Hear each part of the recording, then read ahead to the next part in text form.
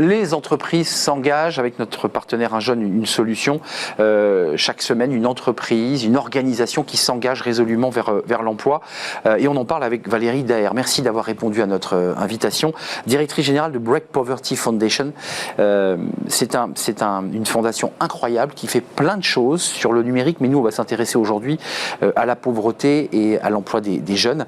D'abord, quelques mots quand même pour resituer un petit peu la communauté d'entreprise à laquelle vous appartenez, qui sont une communauté de 60 000 entreprises, 101 clubs départementaux, et ça va faire le lien d'ailleurs avec votre action, et 300 personnes mobilisées partout en France. Ça, c'est l'esprit général. Et puis, il y a la fondation qui a décidé de s'engager résolument pour l'emploi et l'accompagnement de ces jeunes pauvres. D'abord, quelques chiffres pour qu'on situe l'enjeu et les enjeux, parce que le grand public n'a, je crois, pas conscience de la situation de ces jeunes. Tout à fait, effectivement, c'est important de les rappeler. Donc aujourd'hui, 14% de la population française vit en dessous du seuil de la pauvreté. Ça représente environ 9 millions de personnes dans notre pays. Et parmi eux, 50% sont des jeunes de moins de 30 ans. Un jeune sur 5 dans notre pays vit en dessous du seuil de pauvreté. Donc c'est un premier constat qui appelle des solutions immédiates et surtout urgentes. Mais je dirais que la pire des choses derrière en fait, ces chiffres, c'est que la plupart de ces jeunes enfants et de ces jeunes sont condamnés à la pauvreté à vie, puisque dans notre pays, il faut en moyenne 6 générations pour qu'un descendant de famille pauvre puisse accéder au revenu médian. Une forme de déterminisme finalement. C'est un déterminisme social extrêmement fort. Ce chiffre de 6 générations place la France à l'avant-dernier pays de l'OCDE en fait, en matière de déterminisme social. Là où, dans d'autres pays, comme le Danemark, par exemple, il faut uniquement 2 générations pour sortir de la précarité. Donc on voit ici, en fait, une véritable trahison de la promesse républicaine. Dans notre pays, lorsqu'un enfant grandit dans un environnement défavorisé, il est quasiment condamné d'être un adulte pauvre, et ses enfants aussi, ses arrière-petits-enfants aussi, et ses arrière-arrière-petits-enfants aussi. Malgré un modèle social très redistributif, puisqu'on le vante comme le modèle qui redistribue le plus. Tournons-nous vers l'action concrète, parce que ce qui est intéressant, c'est que vous alliez voir évidemment le site de la Fondation, peut-être même donner, parce que c'est intéressant. Vous vivez sur la donation, il faut quand même le préciser. Votre idée, la philosophie, c'est de mêler l'État, l'entreprise, la Fondation, qui va d'ailleurs dans l'esprit du maillage du GIP sur les entreprises s'engagent.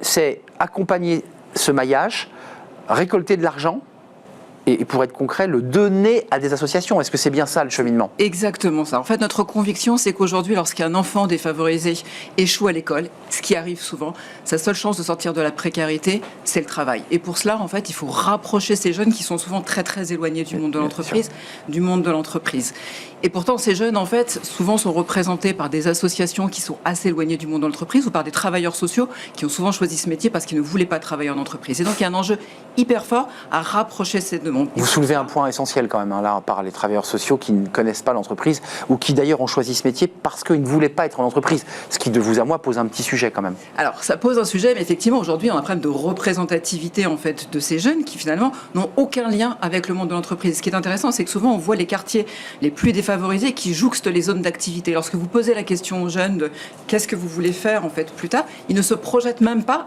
dans un quartier qui est à 100 mètres de chez eux et qui réunit toutes les entreprises. Donc, on voit à quel point les jeunes sont très éloignés de ce monde-là. Concrètement, des actions concrètes menées par des associations, parce qu'il y a de l'argent qui leur a été donné. J'ai vu que ça avait commencé, alors peut-être me trompais-je, mais à Romans-sur-Isère. Tout à fait. C'est incroyable. Pourquoi Romans-sur-Isère dans la Drôme ? Alors, ce programme que l'on a conçu et qui est aujourd'hui... Le DAT, fait, voilà, la dotation d'action territoriale. Donc, c'est un programme qui est aujourd'hui inscrit dans la stratégie nationale de lutte contre la pauvreté que nous avons effectivement testé à Romans-sur-Isère. Alors, pourquoi Romans-sur-Isère ? Parce que la maire de Romans-sur-Isère est une ancienne chef d'entreprise, donc je pense particulièrement sensible en fait au rôle que les entreprises peuvent jouer en matière de lutte contre la pauvreté. Et puis c'est vrai que Romans-sur-Isère a vécu en fait de nombreuses crises. La chaussure, le cuir. Exactement, qui a complètement disparu en fait dans cette ville, laissant derrière elle de nombreuses familles au chômage et donc des taux de chômage qui sont souvent 2 fois en fait ceux de la moyenne nationale.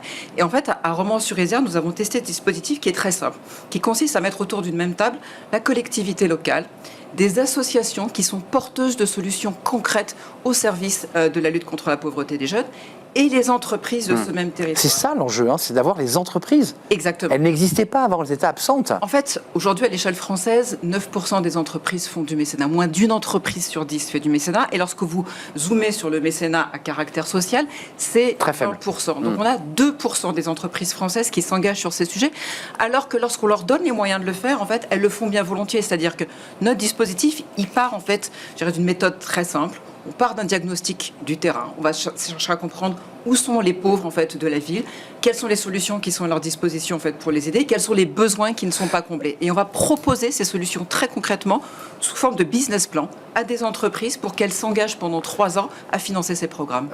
Pour être concret, ces entreprises les embauchent, les intègrent, leur proposent des programmes, ou c'est l'association en tripartie qui les accompagne? Alors c'est souvent l'association qui les accompagne, mais pas que. C'est-à-dire effectivement, le principe du partenariat au départ, c'est de demander à l'entreprise du territoire d'aller financer tel ou tel programme dans son territoire, dans sa ville, auprès de ses jeunes, dans son quartier.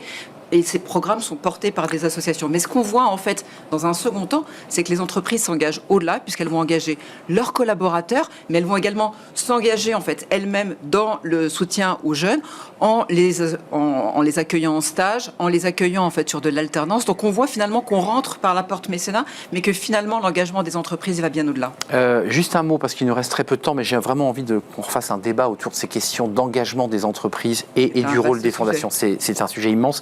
Les résultats, pour l'instant, vous avez déjà un tableau de bord, quelques chiffres? Oui, alors pour chaque dotation d'action territoriale, c'est en moyenne 3 000 jeunes qui sont accompagnés, 6 à 7 associations, 200 000 euros levés par an, et donc des jeunes qui à 80% voient une sortie positive en fait dans leur parcours, donc qui trouvent une formation, qui réussissent en fait dans leurs résultats scolaires et qui donc en fait peuvent briller un avenir meilleur. Allez sur le site de cette fondation Break Poverty Foundation.